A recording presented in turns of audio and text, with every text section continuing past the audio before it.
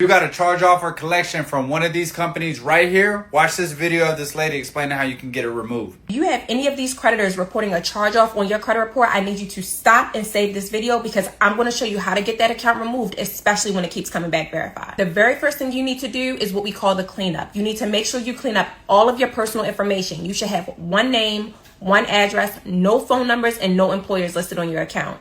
This step is super vital because when you're dealing with original creditors, they have a lot more leverage and a lot more information to use against you. The second thing you need to do is request validation of the debt. In your validation letter, you should be requesting a few things. The first is securitization. If this debt was securitized, that means they may manage the account, but they do not own it. Secondly, you need to know if this debt was canceled. If they canceled and took a tax credit through the IRS, they should have issued you a 1099-C. And if they did not, you need to go to the IRS and get yours. The third thing you should be requesting is a copy of the double entry accounting records. Statements and ledgers just will not do. You need the internal record showing all the transactions that happened from the time it was open till today's date. Finally, you need to request a copy of the ACDB record. You need to know exactly why it's being reported on the credit report the way that it is, especially if it's inaccurate and if it's them that's at fault or the credit reporting agencies. Once you have a good debt validation letter, you want to send it either via certified mail or through the CFPB and wait 30 days.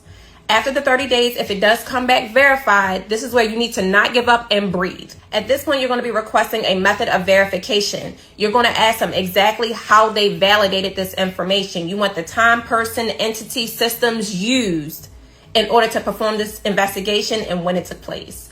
If they respond with none of the information, then at that point, you have leverage to sue. Finally, you're going to send what's called a final demand and writ secure. At this point, you're going to list how you requested validation, they failed to do a proper investigation or validate this account, and now they owe you money. You give them the amount that they owe you, you offer them a settle amount, and you give them a time frame in order to pay you and to delete it off your credit report. And if they don't do it, that's when you send your intent to sue. You print out the form to file your case. Don't actually file it.